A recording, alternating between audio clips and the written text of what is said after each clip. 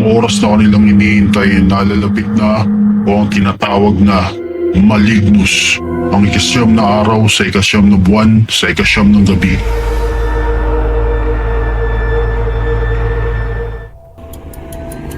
Ikalawang kabanata, ang mga maligno at mananawas.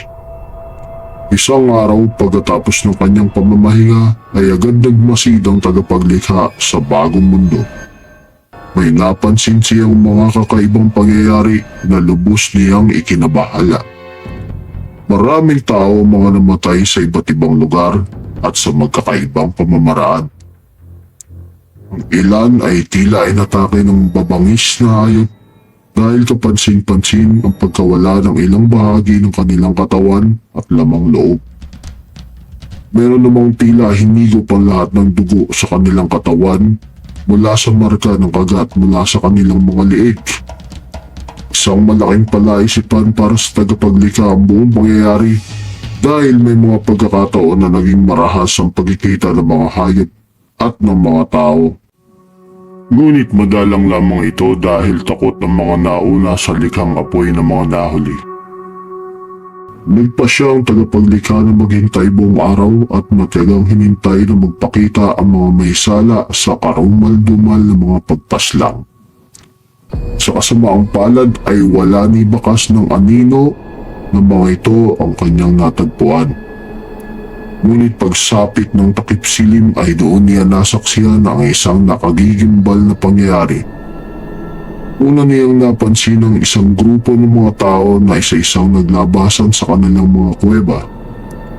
Lahat sila ay may sinasambit ng mga salita habang nakatingala sa bilog na buwan.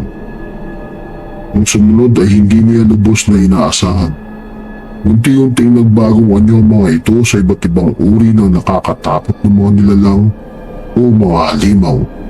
Ang karamihan ay naging parang mga hayop na may posturang tao, ng mga nagsisinghalan at umaalilong na tila hayok sa laman. Ang iba naman ay nagkaroon ng mga pakpak at nagliparan sa iba't ibang dako at tila naghahanap ng mga mapapaslang. Tapos ay may isang tao na naging serpente na biglang kumausap sa kanya.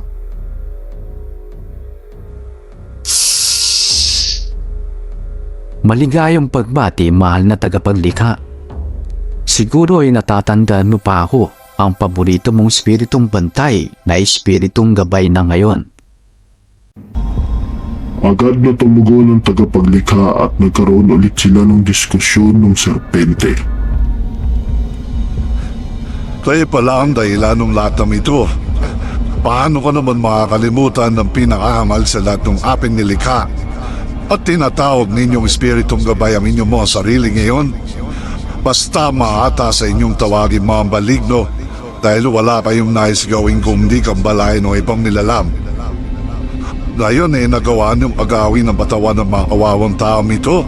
Magpapaiki sa inyong kalapastamanan.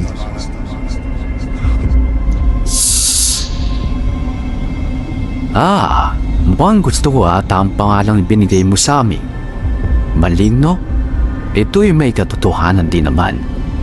Minaon ka lamang at hindi pa namin tuluyang naagaw ang kanilang mga katawan. Nasa kanila pa ang kanilang mga espiritu na hindi sinlakas ng kamalayan ng unang dalawang tao sa paraiso noon. Nagawa lamang namin na magtago sa loob ng kanilang patawan at maghintay ng tamang pagkakataon na umina ang espiritong namamahay para agawin ito ng panandalian. Kaya bumabalik silang muli sa inyong tao pagkatapos nilang pamaslang at kumain ng kanilang kapwa. Ibig sabihin ito ay nanunumbalik din ang lakas ng kanilang pamalayan. Ngunit dahil sa unti-unti nyo rin kinakain hanggang sa ito'y mawala, papa sa inyo ng tuluyan ng katawan at nagiging permanente na ang bagong anyo nito. Aging bastuso kayo sa paglipas ng maraming panahon.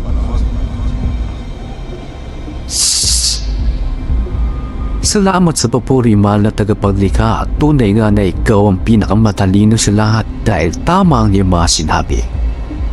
Natuklasan namin na bagamat ang mga tao ay hango sa iyong sarili na may mataas na kamalayan at kaisipan, sila ay may mga kahinaan din. Tulad namin mga espiritong bantay, sila ay likas na mapanuri dahilan para pagdadahan at suwayin nila ang mga batas na iniatang mo para kanilang sundin. Sa bawat pagsuway sa mga yaon na ipaghina ng kanilang kamalayan. Ang iba pang dahilan ay pagkakaroon nila ng damdaming tulad ng galit, inggit, kalungkutan, pagnanasa at kasakiman na nagtutulak sa kanila na sirain o paslangin ng ibang nilikha. Habang ito'y nagmula mismo sa kanilang kamalayan na siya ring dahilan ng paghina nito. Sa madaling salita ay pinagkaig mo sa kanilang karapatan na maging isang perpektong nilalang. Umaasa ka na sila ang magiging tagapangalaga ng mundo, ngunit sa halip, sila ay naging mga tagawasak nito. Kaya ikaw ay isang bigo. At ang paglayo nila sa iyong wangis ay ang paglapit naman nila sa amin para sila ay aming magabayan. Sa tulong namin ay unti-unti na silang nagigising sa katotohanan. Inalalaya namin sila upang kanilang maramdaman ang kanilang tunay na lakas. Sa tagal ng panahon na pagmamasid mo ay hindi mo pa rin sila lubos na nauunawaan. Marahil ay oras na para sumanib ka sa amin para tunay mong maintindihan ang iyong mga nilikha. Kayo mo hindi makaunawa sa inyong mga ginagawa. Hindi nyo sila pinalalaya dahil oras na mawala ang kanilang espiritu ay papanaw rin sila. Ang mga katawan na inyong ginagawa ay isa lamang sisidlan at hindi ang kabuuan. Wala nang ibang paraan kung hindi ang supiling kayo hanggang sa tuluyan ninyong lubayal mo na likha sa mundong ito. Sa wakas at bababa ka na rin sa iyong pedestal para kami ay harapin. Ngunit ang maliit na bahagi lamang ng iyong kamalayan ay magdudulot ng pagkawasak ng mundong ito. Marahil ay kailangan mo munang humiram ng katawan mula sa isa sa mga taong ito para gawin iyon. Tama ka. Hindi ako maaaring pumunta sa inyong pinaroroonan kaya pinaghandaan ko na ang inyong pagpabalik. Maaaring nakahanap pa ng paraan para makatakas mula sa mga ginawa kong lagusan. Ngunit hindi ko kayo hahayaang gawin ang nais ninyo sa mundong ito.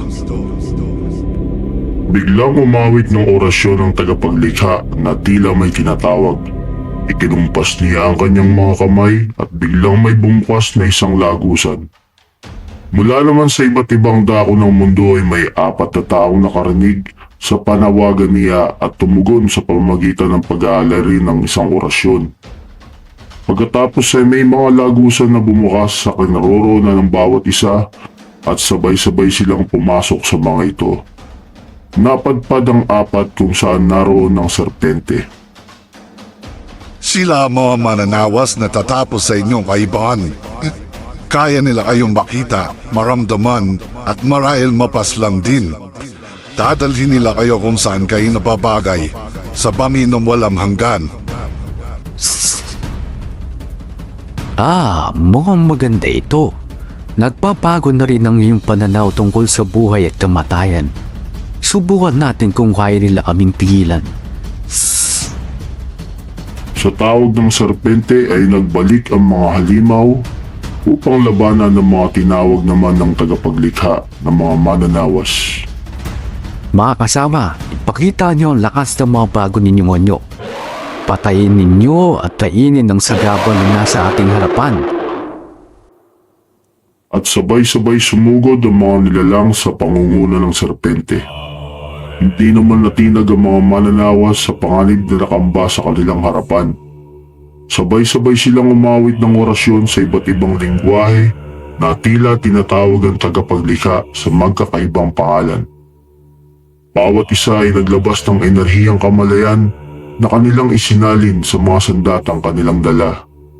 Ang una ay may dalang sibat, ang sumunod naman ay may pana, ang ikatlo naman ay may dalang punyal, at ang huli ay may latigong gawa sa baging ng isang puno. Isa-isa silang sumigaw at walang takot na sinalubong ang kanilang mga kalaban. Unang sumugod ang mananawas na may dalang pana na iniumang ang kanyang sandata sa langit. Nagsambit siya ng isang maikling orasyon at pagkatapos ay pinakawala ng kanyang palaso na lumiwanag sa kalawakan at unti-unti naglaho. Ilang saglit pa ay mula ng daang-daang palasong enerhiya papunta sa direksyon ng serpente at ng kanyang mga kasamang halimaw. Natigilan sa pagsugod ang mga nilalang nang isa-isang nagbagsakan sa lupa ang mga kanilang kasamang lumilipad na wala ng mga buhay. May kakayahan silang kumuha ng enerhiya mula sa kanilang kamalayan at isalin ito sa kanilang sandata. Mag-ingat kayo, sila ay hindi mga ordinaryong tao. Ngunit bago pa maging handa ang mga halimaw ay malapit na sa kanila ang mga mananawas. Bumulong ng orasyon ng may hawak ng latigo at lumiwanag din ito katulad ng sandata ng nauna. Bigla itong humaba at nagkaroon ng mga tinik na iwinasiwa sa direksyon ng mga nilalang. Ang lahat ng mga nasa unang hanay ay tinamaan at naparilsa sa lason mula sa latigo, maliban sa serpente na mabilis na nakaiwas. Humingi ng tulong ang mga halimaw sa serpente na ikinagalit naman ito. Panginoon Serpente, tulungan mo po kami. Hindi kami makakilos. Hindi ninyo naiwasan ang pag-atake niyon? Mga mahihina kayong lahat. Ilang saglit pa ay sumugod naman ang mananawas na may hawak na punyal. Nagdasal rin ito ng isang maiksing orasyon habang mabilis na tumatakbo palapit sa mga naparalisang nilalang. Nang makalapit na ay biglang nagbagong anyo ang punyal nito at naging isang espada, kasunod ng bigla nitong paglaho na parang kidlat. At sa isang kisap mata ay may liwanag na dumaan sa mga halimaw, kasunod ng pagbagsak ng kanilang mga ulo sa lupa. Nagsimulang umatras ang mga halimaw na nasa likurang hanay at takmang tataka sa labanan. Sa galit ay biglang nagbagong anyong serpente na naging isang tambuhalang dragon. Madiwang, kung hindi kayo lalaban ay ako na mismong tatampo sa inyong lahat. Bumuga ng mainit na asopre ang serpente mula sa kanyang bunganga na agad nabusaw sa karamihan ng kanyang mga kasama. Naglabas naman ito ng apoy mula sa kanyang ilong na sumunog sa iba. Bagamat marami ang nasawi ay marami rin namang nakatakas at naglipa na sa iba't ibang direksyon. Pagkatapos, ibinaling ng serpente ang kanyang atensyon sa apat na mananawas. Sa tingin ninyo ay kaya nyo akong talunin? Isa akong espiritong bantay na nabuhay simula pa ng pagsilang ng sanlibutan. Ako ay walang hanggan. Muling nagbuga ang serpente ng asopre kasabay ng apoy sa direksyon ng apat na agad namang nakaiwas. Sabay-sabay muling nagsambit ng orasyon ng mga mananawas, kasunod ng pagbugso ng malakas na hangin na kalaunan ay naging isang malaking buhawi. Katapos ay pinalibutan ng tatlong unang sumugod na mananawas ang serpente, habang naglaho naman ang ikaapat kasabay ng buhawi. Sabay-sabay nilang inatake ito sa magkakaibang pamamaraan. Ang may pana ay nagpakawala ng mga enerhiyang palaso sa likurang bahagi ng serpente.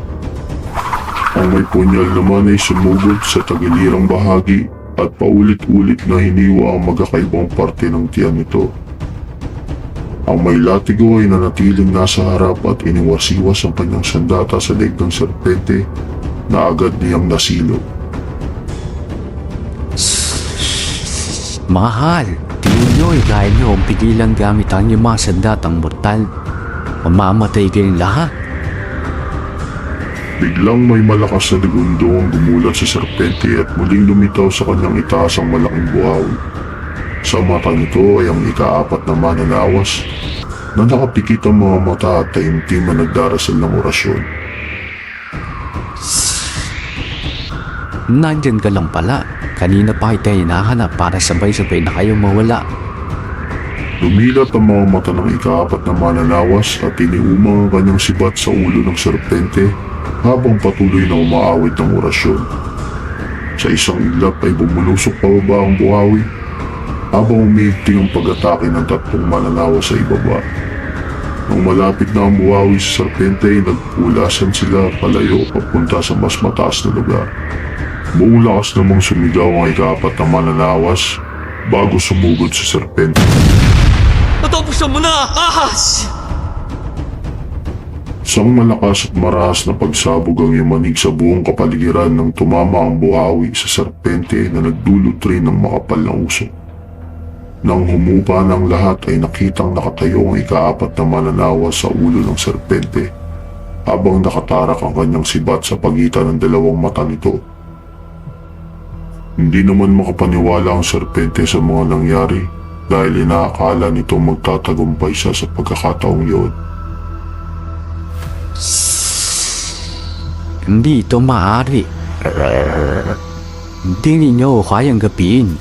Babalik ako at lilipuhulin ko lahat ng tao sa mundong ito.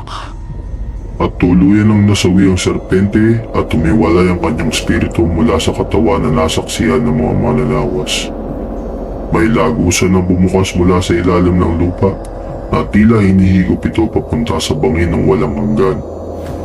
Ngunit may bumukas pang isang lagusan malapit sa walang buhay na katawan nito kung saan may mga lumabas na ihilang spiritong bantay na pilit kinukuha ang espiritu ng serpente. Huli na nang maintindihan ng mga mananawas ang nangyari at hindi na nila nagawang pigilan ang pagtakas ng mga espiritong bantay. Pagkatapos basbasan ay pinabalik na rin sila ng tagapaglikha sa kanilang pinagmulan. Pumayo kayo at magsipagpadigna sa inyong mga tahanan. Ngunit maganda kayo maging ang inyong mga anak dahil siguradong sila ay magbabalik upang muling mag-asik ng takot at kaguluhan sa mundo. At naging mapayapa muli ang mundo na nanatili hanggang sa paglipas ng ilang daang siglo.